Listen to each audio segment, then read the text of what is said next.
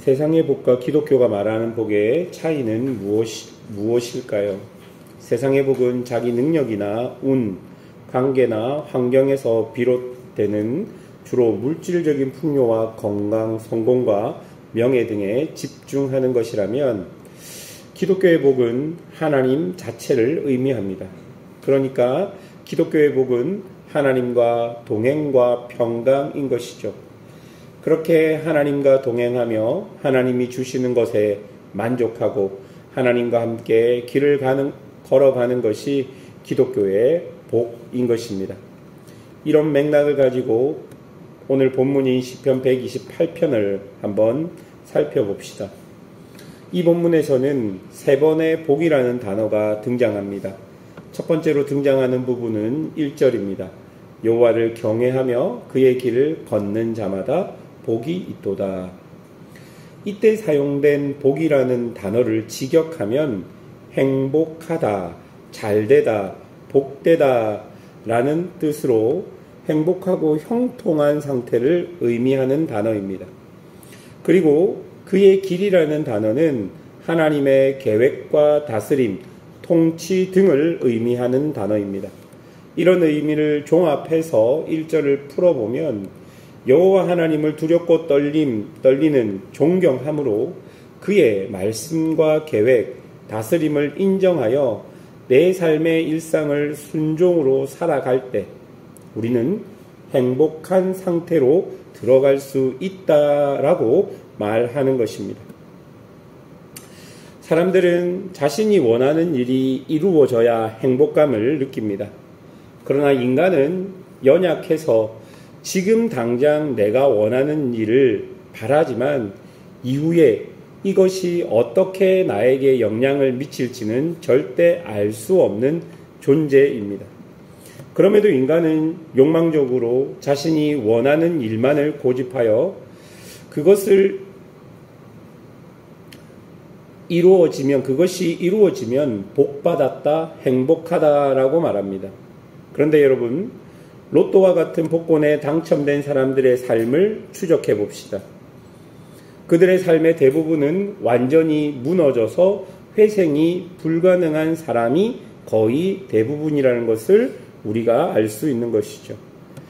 그래서 오늘 128편을 적은 시편의 이 시인은 내가 원하는 일이 아니라 하나님의 말씀, 하나님의 계획, 하나님의 뜻이 내 삶에 이루어지기를 원하는 것입니다.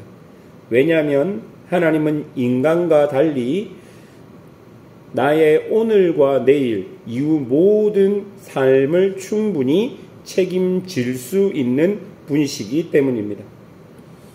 이렇게 하나님과 함께 살아갈 때 하나님은 2절에 내 손이 수고한 대로 먹을 수 있게 해 주십니다. 이건요, 억울한 일을 당하지 않게 하시겠다는 의미입니다.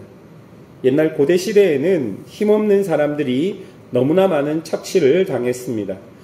그러나 하나님은 하나님의 백성들을 그런 것으로부터 보호하셔서 일한 만큼, 수고한 만큼 먹을 수 있게 하겠다 말씀하십니다. 즉, 그들이 하나님의 뜻을 쫓아 사는 그 일상이 무너지지 않도록 붙들어 내시겠다는 약속인 것입니다. 두 번째 복이라는 단어는 4절에 나옵니다. 이때 복이라는 단어는 축복하다라는 단어로 직역될 수 있습니다. 그러니까 1절의 단어와 4절의 단어는 다른 단어입니다. 여기 4절에 말하는 복은 3절의 내용과 이어지는데요.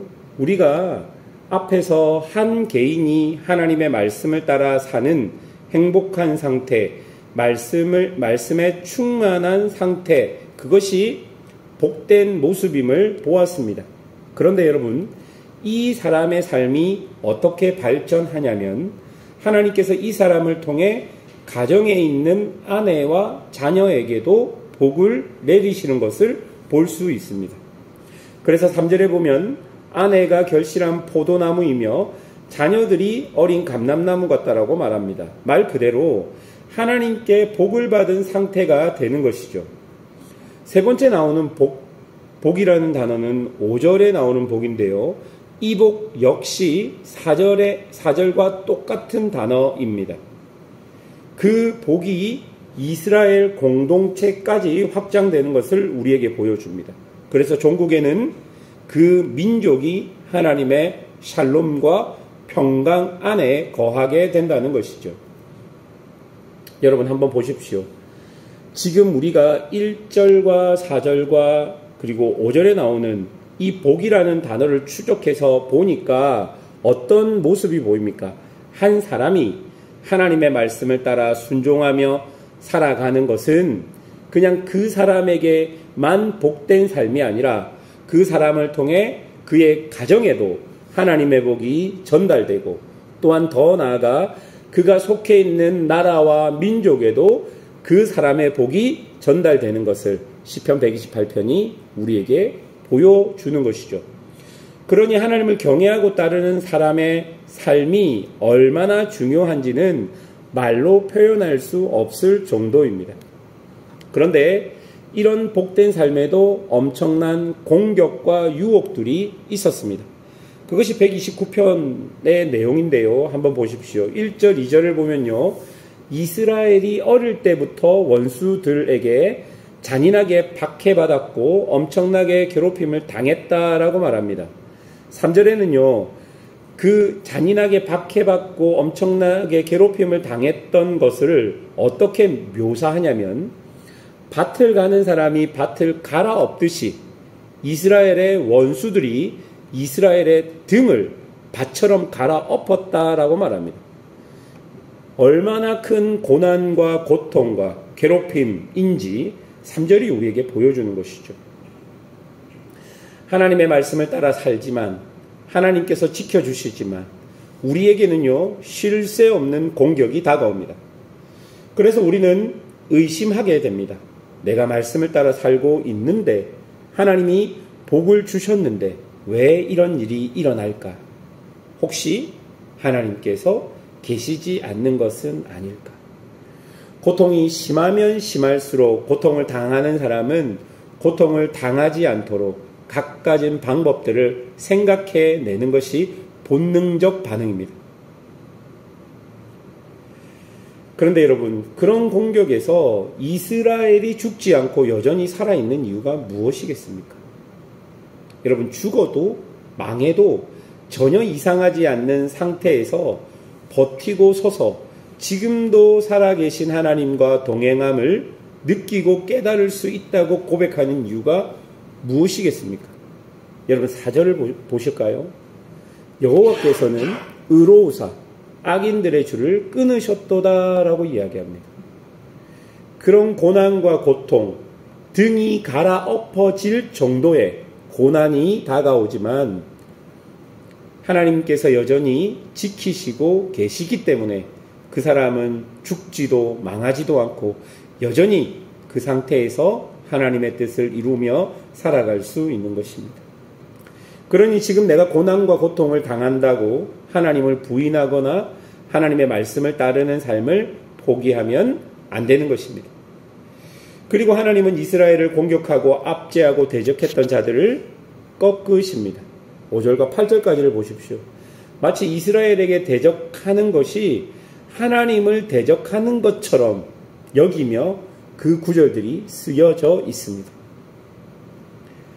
하나님의 말씀을 따르며 그의 삶을 살아가는 사람들이 이 땅에 하나님의 뜻을 이루어가는 사람들이기에 하나님은 그들을 지키시고 보살피시는 것입니다. 그래서 세상이 그들을 포기하게끔 여러 대적들을 일으켜 흔들지만 결국 하나님은 당신의 뜻이 온 땅에 편만하게 흘러가게 하기 위해서 그들을 보살펴 주십니다.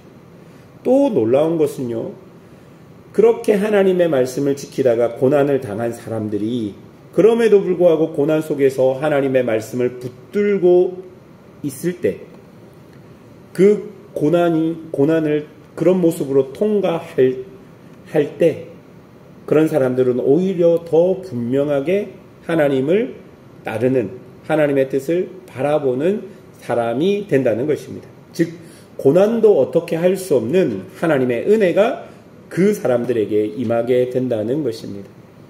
사랑하는 여러분, 믿음을 가지고 산다는 것은 매일의 복된 삶만 다가오지 않습니다.